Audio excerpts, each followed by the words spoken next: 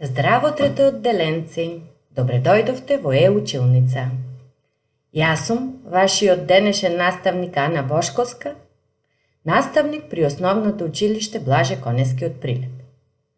Денес заедно со мене ќе одржиме час по предметот природни науки. Јас сум посебен, така вели денешната наша наставна содржина. А што ќе научиме денес? Денес ќе научиме да објасниме зошто секој човек е посебен.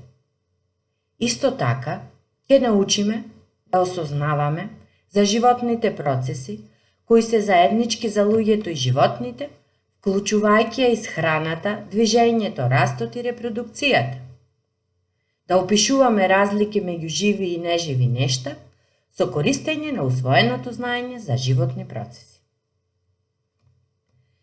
Секое дете е посебно. Тоа е различно од останатите. Никогаш немало и нема да има некој ист како тебе. Ако ја погледнеме оваа фотографија, на неа ќе видиме 6 деца. Тие се сите различни. Тие се различни по својот пол. Некои се момчиња, некои се девојчиња. Исто така се различни по нивната возраст. Иако сите се деца, некои имаат 3, 4, 5, 6 години. Исто така има големи разлики во нивниот надворешен изглед. Некои се повисоки, а некои се пониски. Исто така, тежината им е различна. Бојата на очите, како што гледате, ова девојченце има сини очи, а ова до него има црни или кафеави очи. Исто така постои разлика во формата на лицето, во формата на очите, па има разлика и во тоа како се облечени. А постои разлика и во бојата на нивната кожа. На оваа фотографија е прикажано едно семејство, родители и деца. Иако децата личат на своите родители, сепак секој е посебен, секој е единствен. Дури и близнаците се разликуваат еден од друг. Двете девојченца се близначки, меѓутоа сепак постојат разлики помеѓу нив. Колку и нас да не изгледаат исти, тие се разликуваат по своите отпечатоци. Секој човек има своји отпечатоци. Не постојат исти отпечатоци кај двајца. Дури и близнаците имаат различни отпечатоци на прстите. Колку и да има разлики, постојат и сличности помеѓу луѓето. Сите овие деца, најголем дел од деловите во телото им се исти. Тие имаат по 2 очи, имаат по 2 ушиња, 2 раце, 2 нозе, имаат уста, нос и да не ги набројуваме останатите делови од телото. Сличноста е во тоа што сите тие се раѓаат, дишат, се хранат, растат и се менуваат, се движат, зборуваат и размислуваат. Раѓањето, дишењето, хранењето, растот, менувањето, движењето, зборувањето и размислувањето ги нарекуваме животни процеси. Зборувањето и размислувањето, како животни процеси, постојат само кај луѓето. На овој слајд е прикажано менувањето на човекот во текот на животот. Ако забележувате, на почеток се наоѓаат бебињата. На првото бебе е на возраст помала од 1 година. Потоа имаме момче, од прилика на возраст од 4 до 5 години. Момчето расти и овде е на училишна возраст, може би колку вас. Потоа е на возраст од 18-19 години, кога дипломира. Потоа станува зрел човек кој оди на работа и потоа настанува периодот на старост.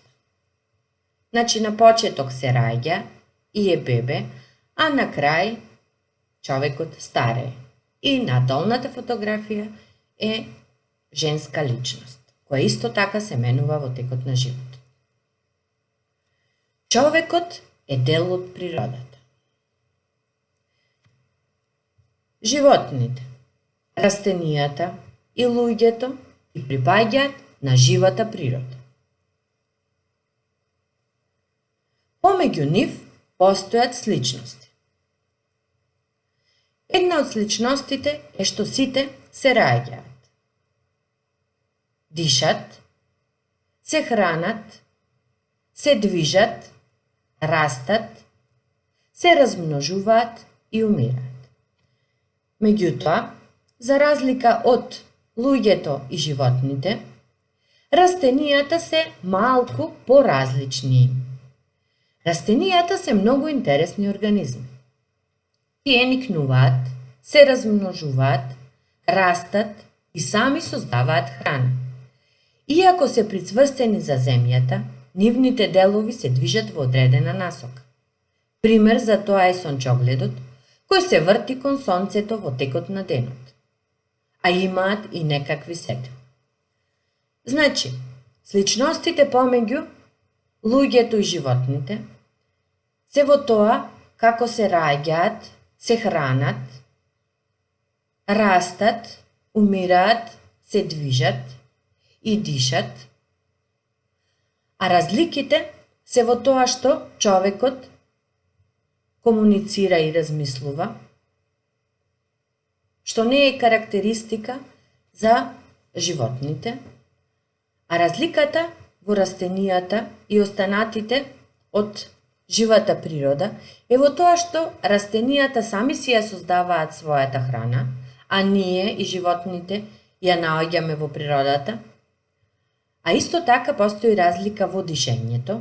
Ние вдишуваме кислород, а издишуваме јаглерод диоксид, а кај растенијата имаме обратен процес, тие го вдишуваат јаглеродниот диоксид, а нас ни создаваат кислород.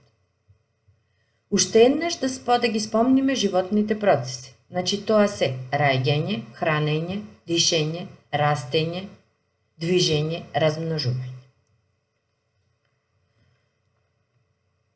Водата, воздухот, сонцето, каменот, земјата, предметите што ги направил човекот, се дел од неживата природа. Овде се издвоени воздухот, водата, виножитото, сонцето, а исто така и предметите што ги создал човекот, например книгите и патиките. Сите овие се дел од неживата природа. Она што не е живо не може да се движи самостојно, не му треба воздух за да диши, не му треба ни храна да се храни, а исто така и не создава потомство. Еве да размислиме за еден камен. Каменот, ако не го преместиме ние од едно на друго место или ако не го истркала водата, тоа не може да промени својата положба. Исто така, на каменот не му треба ни воздух, ни храна. Да не дојде до забуна во врска со движењето. Ова е предмет што го создал човекот, односно мотор. Тој сам не може да се движи.